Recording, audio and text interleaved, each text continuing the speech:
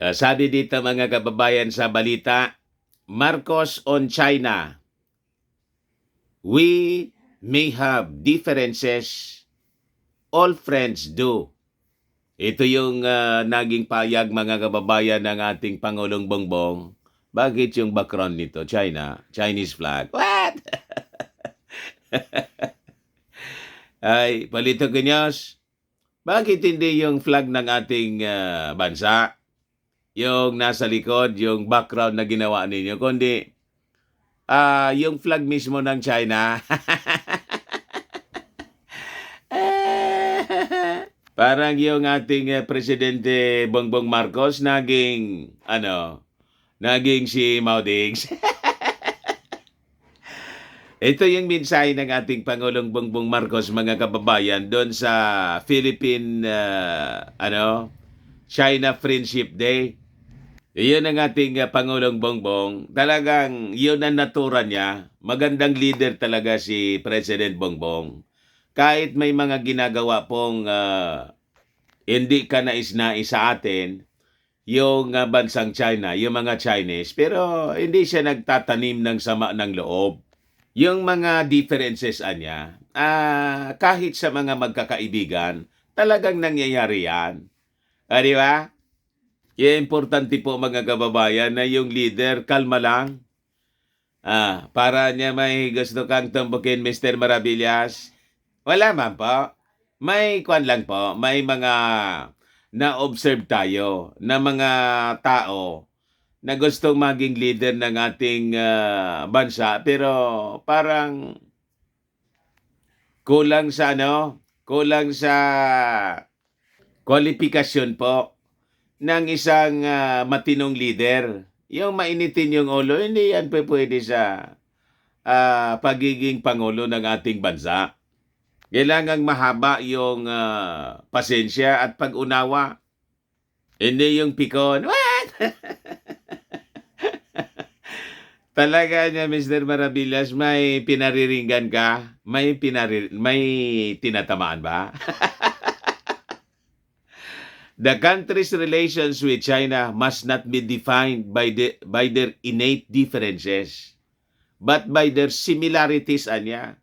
Common purpose and shared goals, sabi ng ating Pangulong Bongbong Marcos Jr.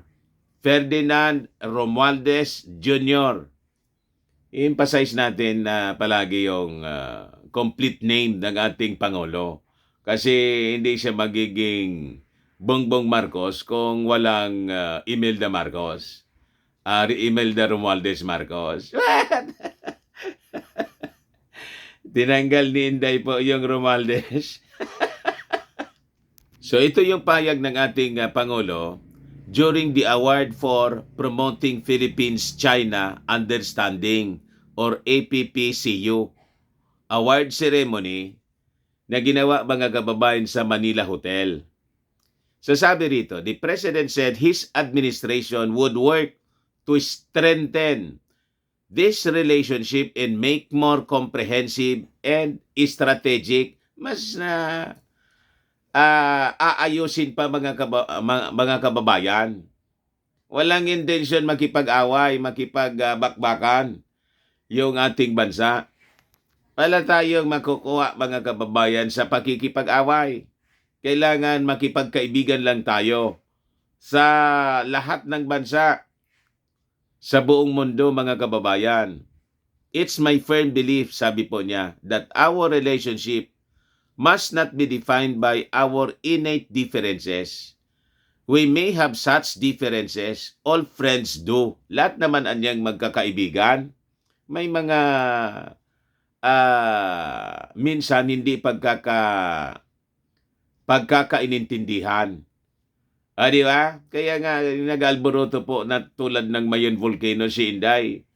At tinawag na tambaluslo si Martin Romualdez at ayaw ng banggitin yung Romualdez sa family name ng ating Pangulo. Pero relax lang yung ating presidente. Wala kang marinig na kung ano-ano pa man. Di ba? So sabi niya rito, but we recognize in the Philippines the commitment of President Xi and the People's Republic of China to overcome such difficulties. And I can assure our good ambassador here that that commitment anya also is present in the Philippines' efforts to bring us closer together, the Philippines and the People's Republic of China. Pero habang ganun yung nais ng ating Pangulo, hindi mo siya maringgan ng mga statements na tulad ng sinabi ni Mao Diggs noon na pwede na niyan yung gawing province yung Pilipinas.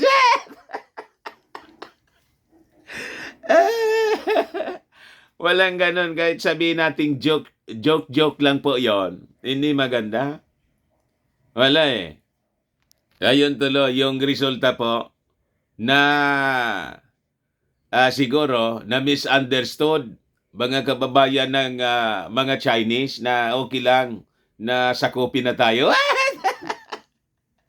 Joke man lang yun po ng dating Pangulong Mao Diggs. Pero ginawang seryoso po ng mga Chinese.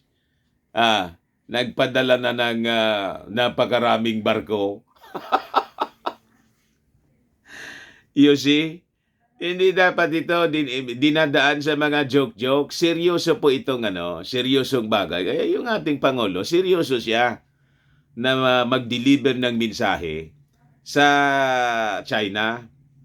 So ito yung sinabi niya. So let us be bound rather by our similarities, our common purpose anya, our shared goals. Payag mga kababayan ng ating Pangulong Bongbong. As a guiding principle, we will pursue constant dialogue and an amicable approach to our decision-making and the resolution of issues. Doon anya tayo tututok. Ano mga differences natin. Pag-usapan nating maayos. Di ba? Being a peace-loving nation anya, we will adhere for all intents and purposes to the fundamental adage that good communication is key to a good relationship. Magandang pag-uusap. Walang joke-joke po.